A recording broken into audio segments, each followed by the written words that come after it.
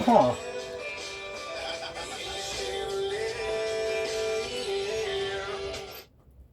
I don't know what to think about that. Just taking a classic old song and changing the lyrics and then making money off it. It doesn't seem cricket to me. But I'm not going to disparage a country music artist, so let's talk about bows here.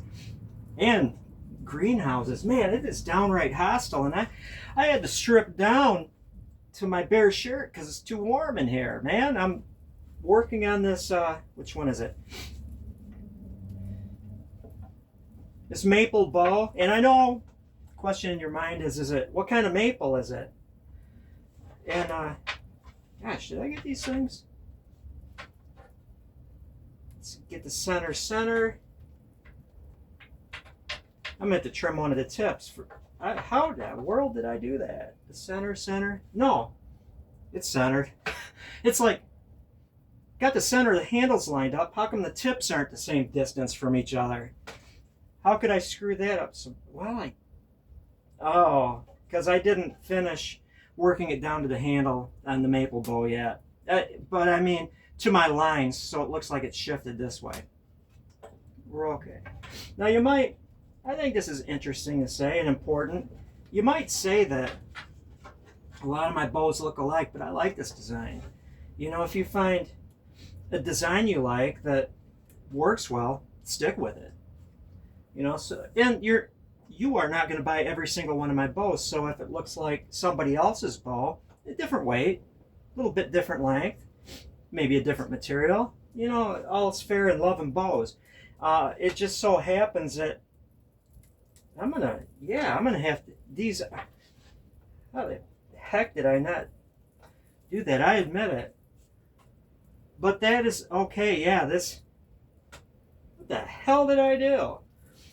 When the handles are lined up, these tips are even, and that's an inch off. Well, that's easily corrected. Let me right now take my pencil and mark that and just adjust it. Oh, yeah, I see the line. I wound up not trimming the end and then just going with it. So that's all right. This is a 51-inch bow. This is dirt. The heck. Yeah, that's almost 53 inches. No big deal. I didn't work it down. It is tapered now, but it's not worked down to the final taper, so I didn't screw up. But I've got it. I'm gonna really make sure that I know. I'm gonna draw the heck out of that thing. Cut that off. Now they're gonna be production value. Yeah, 51 1/8. This one is a little too, I don't know. Whatever. I'm gonna have two 51-inch bows. Look at that. Once I trim that tip off. Duh. But I wound up, let's see, that's the hickory bow. That's all ready for tillering. And let's see here, which one really shows up better? I wound up grinding it down to the lines, right? On both sides, flattening it off. And I'm not going to get too crazy on, I don't know if you can even see that. Yeah, you can, the growth rings. Making sure that they're even intervals at this point, because I just penciled it in and then just did it with my farrier's rasp and not finishing blocks and scraping and stuff. But I do have, okay, handle, the end of a growth ring, end of a growth ring, end of a growth ring, end of a growth ring, end of a growth ring, knot, which is screwy, end of a growth ring, end of a growth ring. And they're centered down the center of the bow, which means, except for that knot, which changes things, I did all right marking this side, and then flattening it off. If I had growth rings going off to the side, then I know that I done messed up, but they're centered down there. So, yay, I can start following this like a topo map once I trim the end of that bow and make it even. Although I could have an asymmetrical bow. The shorter limb on the bottom, that's also an option, you know, because you're on a symmetrical bow, your hand is here, the arrow's here, and you're shooting asymmetrically. If I kept it the way it is, that's the top limb, But I'm a symmetrical bow kind of guy, which means that if you're stringing and unstringing, shooting it, and you're putting different forces on the upper and the lower limb, you can always just, there is no upper limb. You just flip it over time. This is the old upper limb today. It's the upper limb tomorrow, keeping the bow balanced. I like symmetrical bows. I also don't like arrow shells. Well, I don't dislike them. I just don't do them. I was actually toying with having an arrow shelf on that U longbow, you know, to open it up to more people. But I've never made an arrow shelf. Never. I don't know how to do it. Maybe I'll just practice, get a short piece of wood and make, you know, just this section of bow and fiddle around and learn how to make an arrow shelf. That would be useful. Even though you don't favor something, it doesn't hurt to gain a skill, right? Because then you're opening up to more people. Some people might not buy one of my bows because they want to have arrow shells. They've never shot off the hand. Whereas, I mean, how many of us can raise our hands when I ask, how many times have you been lazy and just shot an arrow with bad fletching and it's like, oh, well, I'm ripping the hell out of my hand, but I'm having too much fun shooting to stop. When I get time, I'm going to get a glove for my left hand. Well, it's hostile out there. The wind is whipping. It's snowy and whatever that is when it's wetter. I keep wanting to say silty, but it's not silty. So this next step for doing a lot of hand sanding on this stuff, to get it down to this point where it's just smooth, you know, ready to tiller. I refined the taper here.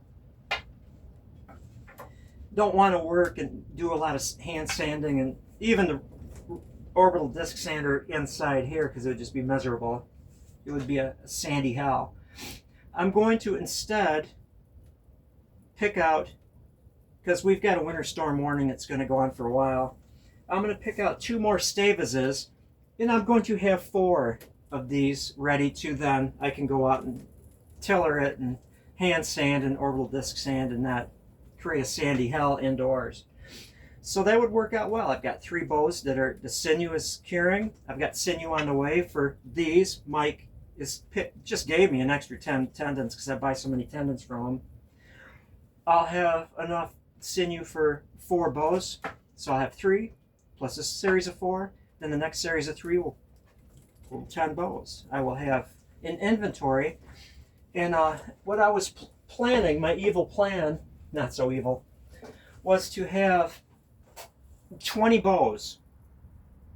Probably the sinew will be dry on the earlier ones, you know, and they'll go out. But have 20 bows, boom, boom, boom, boom, boom. Then I will have enough inventory and enough sales to then just cool down my bow making and start writing my second book. Which, you know, what do I put in there? How many books on how to make primitive archery equipment out there? There's tons of them, right? And so I don't want to just reinvent the wheel, have stuff that's already out there. I want to have new and fresh, you know, and stuff like that. So what I'm looking at is, if you've watched my videos for any length of time, you realize that I do have a few unique ways of doing things that I'm not going to say perfected. We never reach perfected. We're always chasing that perfect ball and that perfect way of doing it. But my way of doing things, you know, maybe, and then also mining my questions and answers on my comment section, incorporating what people wonder, because after all this time, you know, there's things that seem obvious to me that aren't obvious to you. Maybe it will be, again, like my first book, a bow maker's notebook, available on Amazon at a modest price. I don't know what it is. I've got a copy somewhere. Like, definitely start to finish, and I'll do it the same way, you know, more or less. I'll be better on my margins. What happened on the last one was, when I was scanning, I scanned it and then I downloaded it to Amazon. Yeah, it's kind of icky out there. The margins of the paper itself, the lined paper, showed up, and so I won't use, I'll do it in a different way so the margins aren't whacked. But still, handwritten, hand drawn, because I like drawing. I have a lot of years of drafting before CAD, you know, where you had to draw stuff. But in the back, actual color plates, photographs of the step-by-step, showing all the different little tricks and stuff that you're not going to find in other how to make bow books. So I definitely do, you know, start to finish, one of my gull-wing 5-bend bow horse bows, and then a couple other ones that I do that are kind of unique to me. A pictorial guide on how to do them, maybe 3 bows, and then some assorted stories and wisdoms included in there. But anyway, I'm looking at this fire, right? Thinking in a stack of wood that I could split and burn. Wouldn't that be fun to have maybe a bigger one of these, maybe an 8 by 12 and not a 6 by 12, and actually, you know, wouldn't frame it, and just using the bare materials, and have a wood stove in it. That'd be fun. Also this, because I use this for steaming and stuff like that, but have a wood stove, because there's nothing like having a wood stove. And I'm going to run in and make another cup of coffee. It's like I've got a freaking flame here, right? And it's winter. I could have food and coffee in here, cooking it over my flame. It's just sitting here keeping me warm now, very warm. I might as well like not have to go into the house and interrupt my bow making. Although I have to interrupt it to go into the garage and rough out 2 more horse bows. And then come back down here and have fun. It's fun in there too, but it's warm and fun here. Well, that is all.